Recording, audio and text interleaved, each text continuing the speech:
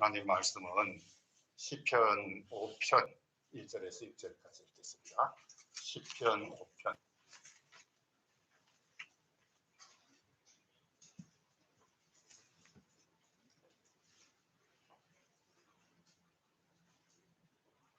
같이 읽겠습니다. 여호와여, 나의 말에 귀를 기울이사 나의 심정을 헤아려 주소서. 나의 왕, 나의 하나님이여, 내가 부르는 소리를 들으소서. 내가 주께 기도하나이다. 여호와여, 아침에 주께서 나의 소리를 들으시리니 아침에 내가 주께 기도하고 바라리이다. 주는 죄악을 기뻐하는 신이 아니시니 악이 주와 함께 머물지 못하며 오만한 자들이 주의 목전에 서지 못하리이다. 주는 모든 행악자를 미워하시며 거짓말하는 자를 멸망시키리이다. 여호와께서는 피 흘리기를 즐기는 자와 속이는 자를 싫어하시나이다. 아멘.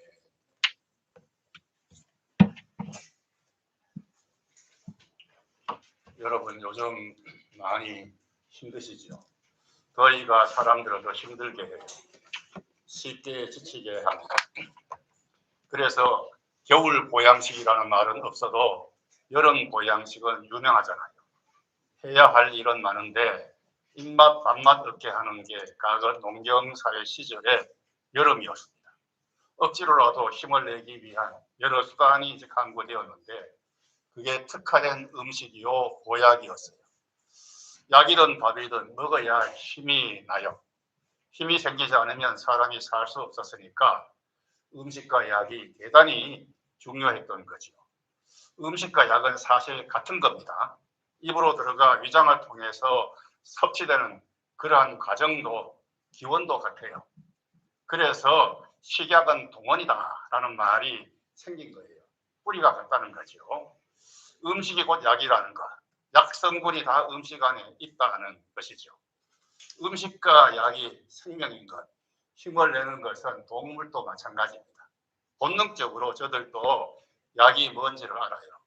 그래서 약이 되는 음식을 골라 먹어요. 그런데 사람은 짐승과 다른 것이 식약만으로는 살아가는 뭔가를 이루는 힘을 얻을 수 없다는 것이에요. 음식과 약 이상으로 사람에게 살아가는 데 힘이 되는 무엇이 있습니다. 사람은 영적인 존재이기에 이게 육의 힘이 되는 것만으로는 부족하다는 것이에요. 육과 같이 영혼도 이제 힘을 얻어야 사람으로 살아갈 수가 있습니다. 영혼의 힘이 되는 것이 무엇일까요? 짐승에게는 없는, 동물에게는 필요치 않는 것, 말씀이에요. 말씀. 이 단어도 신약 언어인 히라보가 더 정확한데 로고스입니다. 로고스. 진리의 말씀이라는 거죠. 그래서 독서가 마음의 양식이다. 여러분 많이 들어보신 말이죠. 독서가 마음의 양식이다라는 말이 있는 것이고요. 책에 이제 진리가 담겨 있으니까요. 책 중에 책이 바로 성서라고도 하는 성경입니다. 제가 성서라는 말은 잘 안 하죠. 성서, 신약 성서, 구약 성서라고만 하는 목사님들도 많아요. 특정 교단도 있고요. 그런 말만 하는 특정 교단도 있고요. 여기서도 이제 저의 보수적 성향이 강함이 드러나는데요. 경도 책이요, 서도 책이라는 의미인데 경은 서보다 더 무게 있는 책을 의미하잖아요. 사서상경, 이 한문의 대표적인 책인데 사서, 어느 대학 맹자 중용이라는 고급 레벨의 책을 뺀 다음에야 더 고급인 시경, 서경, 주역 공부를 했던 것이죠. 그리고 불경이라고 하지, 불서라고 하는 거 봤습니까? 또 고동정교를 결정하는 최고의 책을 경전이라고 하고요. 이 사실은 성경이 책 중에 책이라고도 할 수 없어요. 성경은 영어로 바이블이니까 바이블.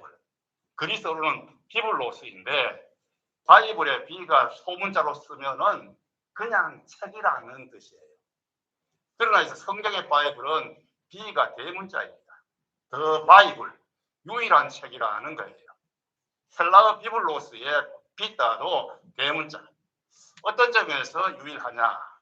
로고스를 완벽하게 담고 있는 점에서 즉 진리의 말씀으로서 유일하다는 것이에요. 그러니까 진리가 사람으로 하여금 살게 하는 에너지, 힘내게 하는 양식이라는 것입니다. 그래서 성경의 다른 명칭이 떡이에요. 떡. 하늘로서부터 내려온 떡이라는 말인데 사실은 빵이죠. 성경을 읽는다, 듣는다는 것을 흔히 말씀을 먹는다라고 표현하는 이유가 바로 여기에 있는 거예요. 지금 이제 여러분에게 영적으로 보면은 식사 시간입니다. 이 영혼의 양식인 빵과 스프를 드시고 있는 시간이에요. 별 재주가 없는 셰프, 이 정순욱을 통해서요. 무슨 말인지 아시겠습니까? 그리고 영적 존재를 살게 하는 것, 힘나게 하는 것은 생명의 빵. 이 성경 말씀 외에 또 하나가 있어요. 바로 이제 그것이 기도입니다. 그래서 말씀 빵과 대비되게 기도를 호흡이라고 말해요. 사람이 이제 숨을 쉬지 않아도 살 수가 없잖아요. 음식은 먹는 양 질 못지않게 중요한 것은 시간입니다. 규칙적으로 먹어야 해요. 군대 가면은 흔히 이제 건강해지는 이유가 이 음식의 질이 좋아서가 아니라 그러잖아요. 규칙적인 식사가 중요하다는 것. 반면에 이제 호흡은 쉼 없이 해야죠.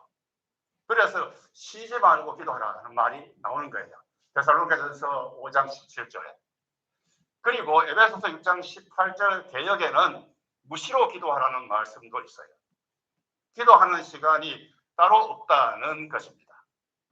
교회 회의에 참석했을 때 며칠 같은 방을 쓰게 된 목사님인데 자다가도 말고 수시로 엉덩이를 위로 쳐박고 중얼중얼 기도해요. 그러다가 꼬부라져서 코를 골며 자고요. 그래서 아침에 물어봤지요. 그것 때문에 이제 깼냐고 미안해하면서 자신은 자다가 깨면 기도하라는 신호인지 알고 기도한다고 합니다. 그 기도의 장소, 시간이 따로 없는 것도 호흡과 같아요. 호흡을 모아서 하나요? 숨 쉬는 시간이 따로 있습니까? 일하면서도 해야 하고 자면서도 중단할 수 없는 게 호흡이잖아요. 호흡이 중단되면 죽음입니다. 식약을 끊으면 서서히 죽지만 호흡은 당장 죽게 해요. 호흡을 하는 것, 그것도 잘 하는 것이 살아가는데 건강에 대단히 중요합니다. 그럼에도 기도의 중요성을 모르는 이들이 우리 교회 안에도 적지 않아요. 기도가 살아가는 힘임을 실감하는 이들이 오히려 소수인 것 같습니다. 하나님의 사람으로 잘 산 이들은 다 기도의 사람이었어요. 그 중에 이제 대표적인 분이 바로 다윗입니다. 이제 우리가 읽은 말씀이 바로 다윗의 기도인데요. 옛날에는 기도와 찬양이 분리가 되지 않았어요. 기도에는 여러 감정이 녹아 있어 기도가 평음일 수가 없습니다. 기도의 말이 출렁거려요. 즉 리듬이 있다는 거죠. 그래서 기도 시가 되고 시를 좀 더 극적이 되게 하는 게 노래잖아요. 기도의 내용이 감사, 회개, 결단들이니까 다양한 감정으로 표출되는 것이고 그래서 시, 노래처럼 표현되었던 것입니다. 다윗이 되게 한 것, 위대한 인물이 되게 한 것은 단연포 기도였어요. 다윗이 이제 어떤 인물인지요? 여러분은 어느 정도 알고 있나요? 목동 출신이었으나 골리앗을 쳐 죽임으로 이락 영웅이 된 자. 그 일을 계기로 해서 출세 가도를 밟아 이스라엘 제2대 왕, 유다 왕가를 연 사람. 그리고 구약 시편의 가장 중요한 저자 정도로 알고 있나요? 그것만 해도 매우 양호하긴 합니다. 그러나 다윗의 이스라엘 역사에서 위상은 훨씬 더 대단해요. 성경에서 차지하는 비중은 그보다도 훨씬 더 크고요. 다윗을 우리 한국 역대 위인 누구와 비교할 수 있을까요? 세종대왕이 우리 한민족에 끼친 영향은 실로 대단하지요. 그분이 없었다면 한글이라는 엄청난 발명을 못했을 거고요. 북방 영토도 지금처럼 확정되지 못했을 거고요. 삼국 통일을 이룩한 신라 무열왕과 김유신 장군도 한민족 역사에 큰 획을 그었죠. 인재들은 정유재란을 승리로 이끈 이순신 장군은 영웅을 넘어선 성무로까지 추앙하려는 분위기가 우리나라에 있잖아요. 그럴지라도 한국의 다윗이라고 할 만한 인물은 없습니다. 우리나라에서 숭배에 맞지 않은 이들은 한때의 영웅이요 위인이었지 나라의 미래를 결정지은 인물이 아니었잖아요. 그분이 없었으면 오늘의 한국도 없다고 할 만한 분 있습니까? 나라가 없어지고 민족이 소멸될 위기에서 구했다고 할 만한 분이 우리 역사에 있었나요? 다윗은 곧 이스라엘이었습니다. 다윗이 곧 이스라엘이었어요. 이스라엘을 보존하고 결정할 만한 존재라고 할 수 있어요.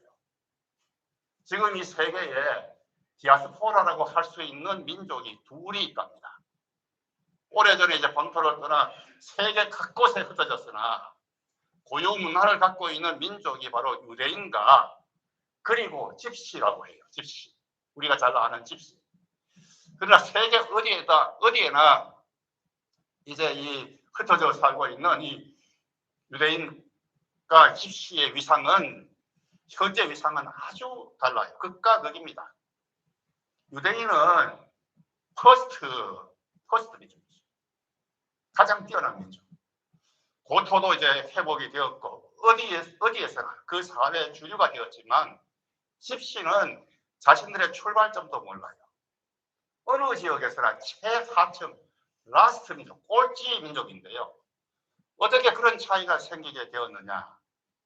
유대인들에게는 별이 있었고 집시에게는 없었다는 것입니다. 다윗은 이스라엘의 그 여러 별 중에 결정적인 별이었다는 거예요. 다윗의 별 여러분 잘 아시죠? 지금 이스라엘 공화국의 국기이고요. 히틀러 나치가 유대인 표식으로 가슴에 달게 한 바로 다윗의 별이 있었잖아요. 그 과거의 별은 인류 문명에 매우 중요한 역할을 했어요. 절기저루를 알게 했고요. 방향을 제시했습니다. 1년이 365일임을 알게 한 것도 별입니다. 사람들이 지점을 넓힌 것도 별 덕분이었어요. 별을 보고 항해를 했단 말이에요. 나침반이 발견되기 전까지는요. 발명되기 전까지는요. 나침반 발명된 것은 오래 안 되잖아요. 오랜 옛날부터 먼 바다를 통해 문명의 전달과 교류가 있었고 사막 건너의 땅과도 연결되었는데 전적으로 빛나는 별 때문이었어요.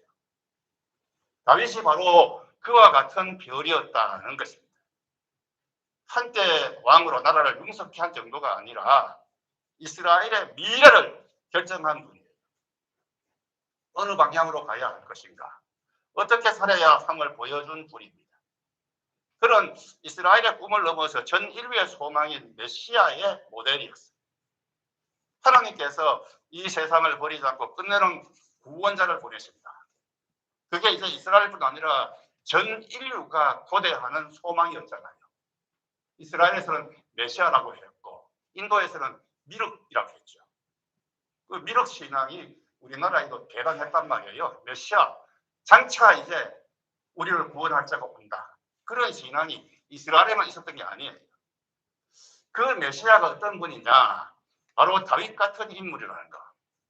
이 땅에 산 이들 중에 다윗 왕의 치리, 즉 다스림이 메시아의 섭리와 가장 가깝고 또 그 계통을 쫓아서 메시아가 오신다는 예언도 이루어진 것이죠.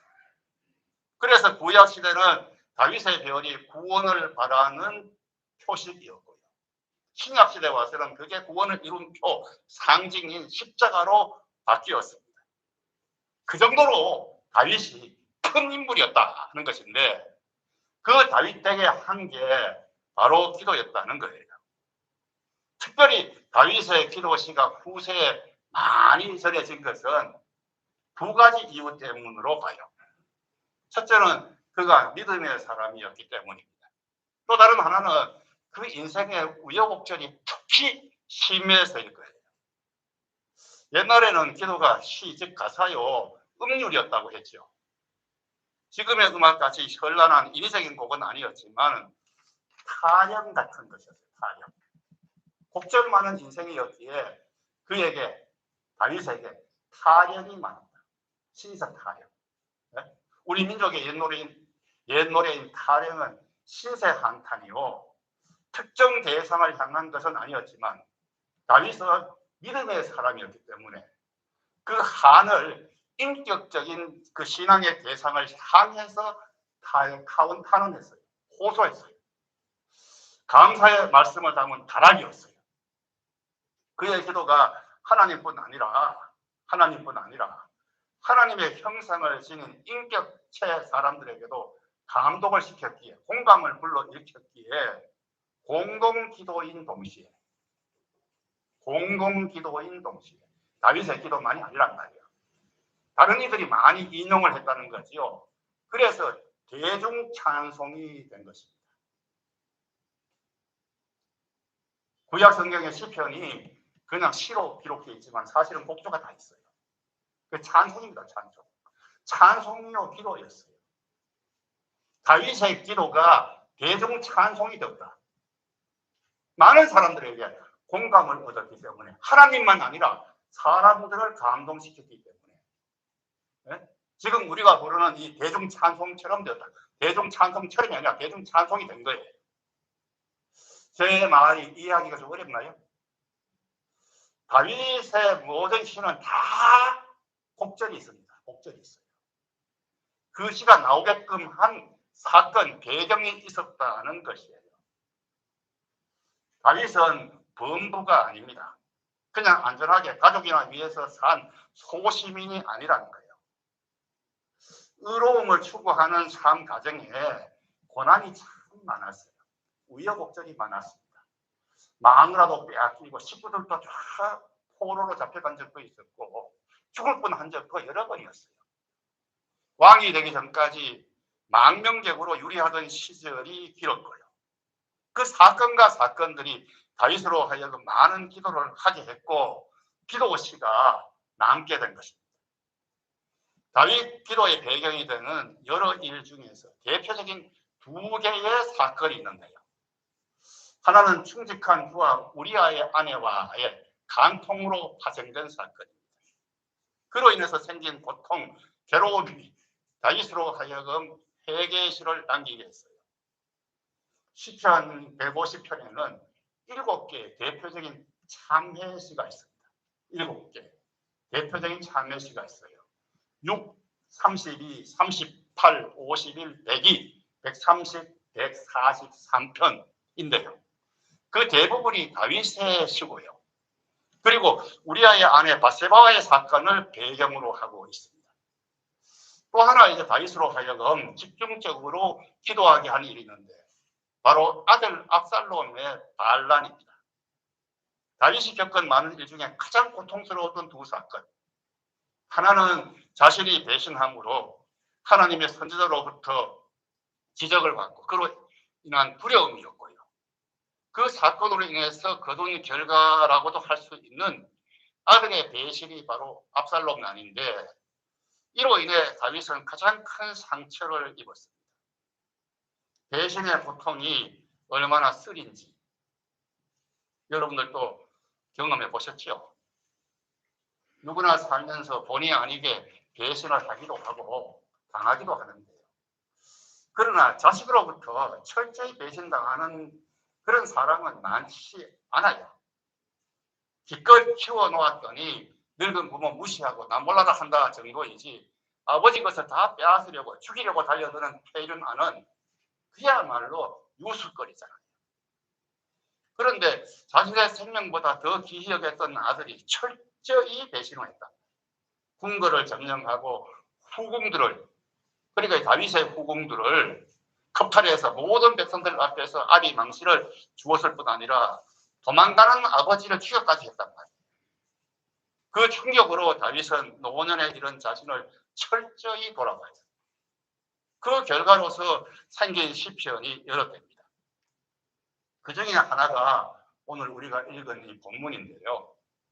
이 시편에서 우리는 기도에 대한 중요한 진리를 배울 수 있겠어요. 첫째로 기도에서 가장 중요한 것은 진실함, 정직함입니다. 그러한 점에서 예수님 당시 바리새인의 기도는 불합격, 세리의 기도가 오히려 기도답다고 예수님께서 평가한 것입니다. 지금 우리가 공식, 비공식적으로 드리는 기도가 바리새인 기도와 비슷한데 문제가 있어요. 제 기도도 돌아보건대 바리새인 기도가 비슷해요. 제가 드리는 기도도. 종교인으로, 목회자로서 기도였다는 것입니다. 하나님께 드리는 기도는 목사, 장로, 권사, 집사 체면으로 드리는 기도여서는 안 됩니다. 다윗은 왕이었으나 그의 기도는 늘 왕이라는 지위, 입장을 드러내지를 않았어요.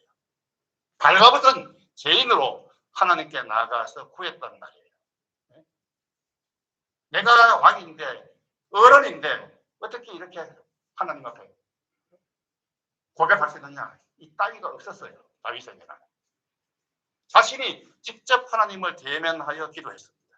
하나님 보호자 앞에 단독자로 나와서 구했어요. 기도는 진실하고 정직해야 하기에 자신이 직접 드려야 합니다. 물론 다른 이가 내 대신 기도해 주는 것도 좋은 일이에요. 그러나 인생의 가장 중요한 것들은 남이 대신할 수 없잖아요. 자기 책임 하에 인생이에요. 그러므로 삶과 죽음을 주장하는 하나님께 구하는 일도 스스로 하지 않으면 안 됩니다. 다른 이가 해주는 중보는 응원이요. 특별한 경우만 내가 직접 하는 것과 같은 효과가 있어요. 예를 들어서 좋은 예로 중풍기 영자를 들 것에 싫어 남의 집 지붕을 뚫고 방 안에 계신 예수님 앞으로 내린 일인데요. 걷지도 말하지도 못하는 사람을 위해 친구인지 친척인지는 모르겠으나 여러 사람이 행동을 했어요. 그러면서 예수님께 청한 것이죠. 일종의 중보적인 행위, 기도를 한 것인데 이런 경우는 아주 효과가 있습니다. 예수님께서 중보 기도를 들으시고 내 죄사함을 받았느니라 라고 했잖아요. 하지만 멀쩡한 자신이 전혀 기도하지 않으면서 다른 사람이 기도해 주기만을 바라서는 절대로 안 됩니다. 절대로 안 돼요. 사실은 돈 벌기가 바쁘니까 기도가 전공인 목사와 신부가 대신 해주기를 바라는 자세는 아주 훌륭해요. 또 그렇게 교회가 가르쳤던 적도 있고요. 지금도 구교회는 그런 것 같습니다. 우리 교회 바로 옆에 아테네 제일 묘지 있잖아요. 참배하는 이가 많은 날에는 묘지 사이에 어슬렁거리는 사제들을 볼 수가 있는데요. 그들이 조문객에게 다가와서 기도 흥정을 합니다. 돈을 좀 주면은 기도해 주겠다는 제의를 해요. 그리스 분과 가정을 이룬 이들은 그런 제의를 받아본 경험이 들어있을 텐데요. 특히 이제 다윗 시대는 중보 기도가 일반적이었습니다. 제사장을 통해서 제사를 드렸잖아요. 그래서 백성들은 제사장에게 신앙적인 일을 모두 의탁했습니다. 다윗은 왕이었지 제사장은 아니었음에도 직접 하나님께 기도했어요. 물론 재물은 제사장을 통해서 바쳤겠죠. 그러나 하나님께 마음을 토로하는 일은 자신만이 해야 할 것으로 여겼다는 것입니다. 그래서 본문 기도 시에 이 나라는 말이 많이 나와요. 나의 말, 나의 신사, 나의 부르짖는 소리, 나의 왕, 나의 하나님이여 하며 다윗은 직접 기도를 합니다. 여러분 에스더 잘 아시죠? 성경을 읽고 들어서 잘 안다기보다 우리나라 여성 이름으로 꽤 흔하잖아요. 에스더는 페르시아 제국 천하 때 유대인으로서 왕후가 된 사람입니다. 페르시아 왕의 부인이 된 사람이에요. 그러나 자신이 유대인임을 밝히지를 않았어요. 그것은 부모처럼 그녀를 키워준 사촌 오라비, 즉 어른이 시킨 대로 한 거예요. 당시 유대인들도 대제국 페르시아 다민족 사회에서 미움을 많이 받는 민족이었음을 알 수 있어요. 그래만 미움받은 것이 아니라 옛날부터 미움받았단 말이에요. 타민족의 질시와 증오의 대상이 된 근본 원인은 유일신 신앙 때문일 겁니다. 신앙으로 인한 현격한 문화의 차이가 있어서인데 하여간 이러한 일들이 빙의가 되어서 페르시아 유대인들이 인종 청소를 당할 위기가 닥쳤어요. 거대한 음모에 빠진 것입니다. 그때 에스더가 자기 동족을 구하기 위해 시험한 궁중의 법을 어겨야 하는 모험을 시도하며 오라비에게 기도 부탁을 해요. 자신이 밤낮 3일 금식하며 기도할 테니 수산도성에 사는 유대인들도 같이 기도토록 알리라는 것이었어요. 이게 이제 기도의 정석이요 모범입니다. 예수님께서 제자들에게 나와 함께 기도하자고 했어요. 아내가 기도 많이 한다고 그것만 의지하면 안 돼요. 어머니의 기도가 역사하는 힘이 큰 것은 사실이지만 내 아들아, 내가 열심히 기도하니까 너는 안 해도 괜찮다 라고 하면 됩니까? 어머니의 끈질긴 기도가 아들의 기도를 이끌어내야 옳은 거지요. 제3자 기도는 응원이요 변호이지 인생이라는 그라운드에서 뛰어야 하는 선수는 본인 자신임을 명심해야 돼요. 옛날에는 국교가 있었던 시절이 있었죠. 우리나라는 오랫동안 불교가 왕의 종교요 만백성의 종교였는데 신라 이 고려 때 거의 1000년 정도 그래서 했죠. 그때는 왕과 왕실을 위해서만 기도드리는 사찰 승려들이 따로 있었습니다. 다윗왕도 그러했어요. 그 나라는 여호와 하나님을 섬기는 종교가 민족 종교, 국가 종교였으니 왕을 대신해서 기도하는 제사장들이 많았습니다. 그럼에도 다윗 자신은 스스로 기도했고 열심히 했어요. 스스로 기도하는 게 가장 진실합니다. 확실해요. 목회자가 신자의 고통을 알아 기도해줘도 고통 중에 있는 본인의 기도만큼 절실할 수 있겠어요? 그 어느 누구도 은혜의 보좌 앞에서 나의 대리인이 될 수는 없습니다. 목사, 부모, 믿음의 멘토라고 하는 어떤 분도 보좌하는 역할밖에 못해요. 마치 이제 모세가 산 위에서 손을 들고 있을 때 양옆에서 그 기도의 손이 밑으로 내려오지 않게 받쳐주는 아론과 훌이 한 일 같은 것 이상 못합니다. 즉 강야의 이스라엘 첫 번째 전투, 그 중요한 전쟁에서의 승리를 구하는 모세의 기도를 쉬지 않게 하는 역할을 아론과 훌이 했다는데 그것도 이제 큰일이죠. 그러나 기도의 손을 쳐든 이는 모세 자신이었습니다. 이미 말씀드렸듯이 스스로 기도할 수 없는 이들이 있어요. 어린 아이들, 뇌졸중 환자같이 지각의 능력이 없는 사람은 하나님이 정상을 참작하십니다. 하나님은 기계적인 존재가 아니라 지정의의 인격체 아닙니까? 하여간 이제 천국의 문은 지하철 승강장 입구, 박물관에 입장하는 것처럼 원티켓 원터스 누가 누구를 얻고 들어갈 수 없다는 것이에요. 무엇보다 다윗이 스스로 기도했던 것은 하나님과 관계에서의 믿음 때문입니다. 하나님께서 자신에게 누구인지를 알았어요. 다윗의 시 중에 내 부모는 나를 버렸으나 여호와는 나를 영접하니이다. 내 부모는 나를 버렸으나 여호와 하나님은 나를 영접하니이다. 시편 27편 10절인데 다윗은 자신의 참 부모 보호자가 누구인지 알았다는 것이에요. 다윗의 아비는 유다 지파 이세라는 사람이었죠. 그 아버지 위에 하나님 계심을 일찍이 깨달았다는 것입니다. 자신의 존재 이후에 아버지 날라으시고의 그 아버지 위에 하나님이 계심을 믿은 것이죠. 그게 바로 다윗으로 하여금 자신이 기도하게 된 중요한 이유라는 것입니다. 그래서 내가 라는 말이 그의 기도에 계속 나오는 것이고요. 다시 말해서 하나님과 부자 관계였으므로 직접 담대히 구한 것입니다. 자식이 친부모에게 삼촌이 아닌 친부모에게 거리낌 없이 구하잖아요. 그래서 자식은 전생의 빚쟁이다, 채권자라는 말까지 있는 것이고요. 전생의 빚을 갚지 못하고 와서 그 빚쟁이가 후생에 따라오는 게 자식이다.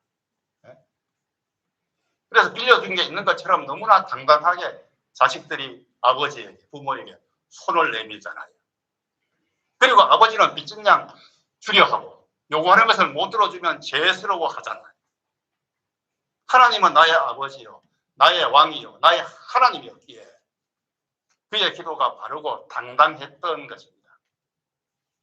하나님의 선하심을 알고 나의 하나님, 왕처럼 무엇이든지 해줄 수 있음을 믿고 나의 왕, 아버지처럼 친함을 느끼고 살았기에 구한 그 기도가 다윗의 질기고 담대하고 강한 힘의 근원이었어요. 숱한 난간을 극복하고 실수를 만회한 것은 하나님에 대한 그 믿음으로 인한 기도였다는 것입니다. 여호와 하나님이 다윗에게는 여러 후원자 중에 하나가 아니라 유일한 후원자였습니다. 그분 능력에, 인격에만 의지를 했어요. 사실 이제 다윗은 인복이 아주 많은 사람입니다. 아주 의리가 있는 친구가 있었죠. 자신의 목숨도 아까워하지 않을 정도로 헌신한 충성스러운 참모 부하들도 여럿이었습니다. 그러나 그 귀한 친구 좋은 부하들도 하나님과 같은 후원자, 의지의 대상은 아니었어요. 저들 돕는 자들이 다윗 주위에 몰려든 것도 그가 하나님만 보호자로 의지하고 의식한 결과였습니다. 사람 좋게 하랴 하나님 좋게 하랴 해서 하나님을 우선함으로 신실한 지지자들이 생긴 거예요. 나의 왕, 나의 하나님이 그에게 실제했던 결과라는 것입니다. 우리도 다윗과 같은 기도의 자세가 있어야 해요. 다윗처럼 직접 나가서 하나님께 나가서 구해야 그 기도가 저와 여러분에게 놀라운 힘이 된다는 사실을 명심하고 또 명심하시기를 바랍니다. 다윗처럼 기도하게 하소서. 아멘. 다윗처럼 기도하게 하소서. 둘째, 마음을 다하는 기도가 힘이 되는 기도임을 다윗은 보여주고 있어요. 마음을 다하는 것과 열심은 서로 다른 말이 아니죠. 마음을 다하면 열이 나고 정직한 말로 나타납니다. 그러니까 기도는 우선적으로 언어라는 거예요. 나의 말에, 나의 언어에 귀를 기울이소서. 1절. 그런데 기도에는 그 말이 필수가 아니라는 사람들도 적지 않아요. 그래서 기도하느냐는 질문에 아니요. 그러나 나는 하루 종일 기도하는 마음으로 지냅니다. 라고 고상하게 대답하는 이들이 꽤 많잖아요. 생활이고 기도라는 거죠. 매우 쿨할 듯한 그 대답에 묘한 위험이 있다는 사실을 관가하면 안 됩니다. 기도하지 않는데 기도하는 마음으로 산다? 그게 가능하겠어요? 간절한 마음이 있어 우리가 엎드려 기도할 때, 물론 소리 내어서 아뢰할 때에도 우리의 모든 생각, 깊은 생각은 언어로 다 표현을 못합니다. 그렇죠? 마을 주변이 아무리 좋아도 표현력이 탁월해도 자신의 깊은 생각을 다 나타내지는 못해요. 그래서 우리가 즐겨 부르는 찬송가 95장에 이런 게 있잖아요. 이런 가사가 있잖아요. 나의 기쁨, 나의 소망이 되시며 나의 생명이 되신 주, 밤낮 불러도 찬송을 드려도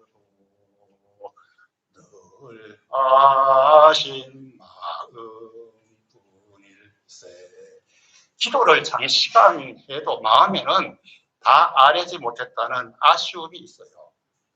그러니까 이제 말해도 아쉬운데 말 없는 표현이란 참으로 미흡합니다. 우리가 기도의 필요성을 절실히 느끼면 간절한 음성 혹은 격한 말로 기도하게 되어요. 그렇게 기도할 수밖에 없어요. 벙어리일지라도 어버버버하며 음성을 발하게 되어 있습니다. 영국에 잘 알려진 로버트 홀 목사는 혼자 골방에서 기도할 때도 회중들 앞에서 대표 기도하듯이 하라고 했어요. 회중들 앞에서 오늘 대표 기도 김경자가 했잖아요. 그처럼 하라고 했어요. 두서없이 맥없이 읊조리지 않게 하기 위해서요. 물론 하나님께서는 우리가 표현하지 않아도 우리 마음을 아십니다. 그럼에도 말하기를 원하세요. 만일 묵도뿐이고 말로 하는 기도가 없다면 기독교의 기도 자체가 사라질 거예요. 우리 기독교 기도는 타종교에서 말하는 기도와 달리 일방통행이 아닙니다. 일방통행이 아니에요. 그래서 기도를 대화라고, 다이얼로그, 모노로그가 아니라 대화라고 하잖아요. 다이얼, 두 사람 왔다 갔다 하는 다이얼로그라고 하잖아요. 언젠가 교민 한 분이 명상과 기도가 어떻게 다르냐, 뭔 차이가 있느냐, 메디테이션과 기도가 뭔 차이가 있느냐라고 제게 묻습니다. 아무도 승리하게 물었다면 같다고 대답을 했을 거예요. 그러나 이제 우리 기도는 생각을 비우는 것, 그것을 위해서 하두라는 것을 이용하는 것과는 근본적으로 달라요. 신과의 대화요, 교제인데 말이 없어서 되겠어요? 생각은 입으로 표현되기 마련입니다. 그래서 유명한 설교가 스포츠 목사도 하나님의 자녀라면은 그 누구도 벙어리 귀신에게 사로잡히지 않는다고 한 것이에요. 여러분, 무당이 귀신을 부르는 거 봤어요? 귀신 불러내잖아요. 무당이 붙으면서 귀신을 불러냅니다. 죽은 귀신을 불러내요. 그런데 그 귀신 불러낼 때에 보통 그 대화체가 아니죠. 가성 이상한 소리가 많이 들어가거든요. 그러나 우리 기도는 그렇게 하면 안 돼요. 자연스러워야 합니다. 하나님은 영이지만은 지정의를 갖춘 인격적인 존재란 말이에요. 우리는 육이지만 지정의가 있는 신적인 존재예요. 그래서 대화, 교통이 가능하고 기도가 중요한 것인데 육신의 아버지에게 하듯 하는 게 맞습니다. 예수님께서 기도를 가르쳐 주실 때도 당시 구어체, 이상한 발성 따위는 없었어요. 당시에 보통 하는 그런 구어체, 대화체였지 이상한 발성은 없었습니다. 제자들과 대화와 하나님 아버지께 아뢰는 말에 다름이 없었어요. 그러나 나의 힘이 되는 진실한 기도는 언어 이상입니다. 1절에 나의 심정을 헤아려 주소서. 이제 얼마 전까지 우리가 사용하던 개역 성경에는 나의 심사를 통촉하소서라고 되어 있거든요. 그 심사, 심정이라는 게 불완전한 말의 형태, 불완전한 말의 형태, 신음을 의미하는 단어라고 해요. 단지 입으로 나온 것만이 아닌 우리 마음속 깊은 곳에서 터져 나오는 기도가 진실한 기도라는 것입니다. 뿐 아니라 나의 힘이 되는 기도는 부르짖음이기도 합니다. 2절에 나의 부르짖는 소리를 들으소서라고 했죠. 소리 있게 말하는 논리가 분명한 대화체 언어, 즉 말, 그리고 말로 표현하지 못해 터지는 신음, 또 부르짖는 격렬한 부르짖음, 모두가 신실함을 드러내는 모습입니다. 그러한 기도가 다윗에게 힘이 되었다는 것이에요. 우리도 다윗처럼 진실한 기도로, 진실한 기도, 하나님 앞에서 하는 기도, 진실해야지, 진실하지 않으면 되겠어요? 그 진실한 기도로 우리도 힘을 얻읍시다. 마지막입니다. 짧게 말씀드리겠는데 이 기도의 결론인데요. 무슨 말에서나 결론이 중요하잖아요. 다윗은 분명한 기도로 힘센 자, 영향력 있는 사람이 되었어요. 그런데 다윗의 강함은 보통 강함이 아닙니다. 약육 강식할 때 그 강함이 아니에요. 작은 나라들을 복속시킴으로 큰 나라를 이루고 라이벌을 다 꺾음으로 대왕이 된 것만은 아니었어요. 그런 식의 힘 있는 자가 있었으면 알렉산더, 진시황, 징기스칸 위의 인간이죠. 세상의 영웅들이란 이들은 하나님 섭리에 강하게 저항하는 자들이었다면 자신이 하나님이 되려고 했던 자라면 다윗은 하나님 뜻에 순종하는 일에 강한 사람이 되었어요. 기도로 다윗이 강했단 말이에요. 기도가 힘이었단 말이에요. 그런데 그 강함이라는 것이 영웅이라고 흔히 말하는 징기스칸, 알렉산더냐, 더 그레이트 알렉산더, 그리고 뭐 이제 그런 역사에 나오는 영웅들과는 달랐어요. 아주 성격이 달랐습니다. 저들은 하나님 섭리에 강하게 저항하는 강한 자, 자신이 신이 되려고 했던 자라면은 다윗은 하나님 뜻에 순종한 일에 강한 사람이 되었어요. 말씀을 따르는 기도에 의해서요. 그래서 문명의 파괴자, 생명의 학살자가 아니라 구원하는 일에 크게 사용이 된 것입니다. 3절 말씀에 아침에 내가 주께 기도하고 바라리이다 라고 했죠. 이것은 의역입니다. 뜻으로 한 번역이고 직역하면은 아침에 내가 주의 재단을 쌓고 바라리이다 라고 해야 돼요. 이게.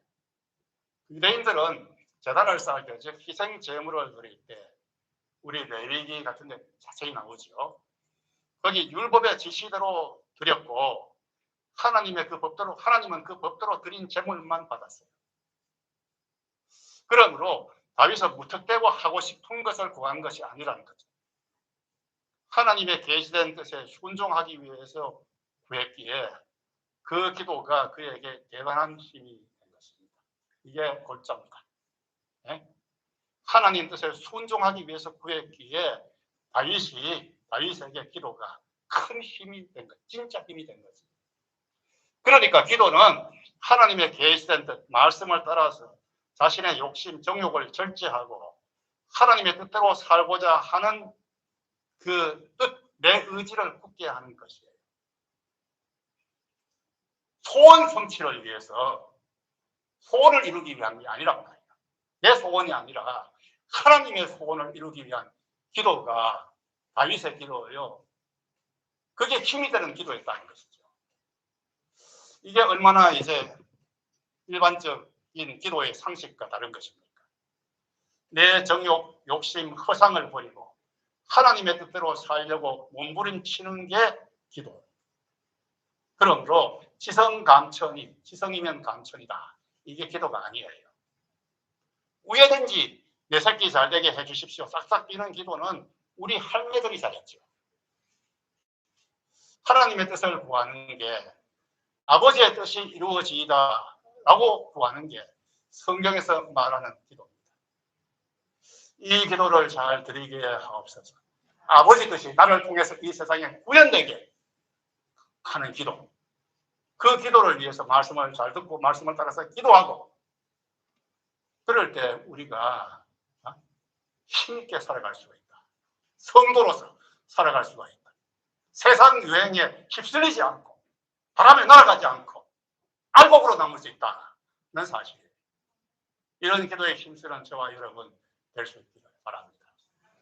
고마우신 하나님 아버지 은혜를 감사합니다.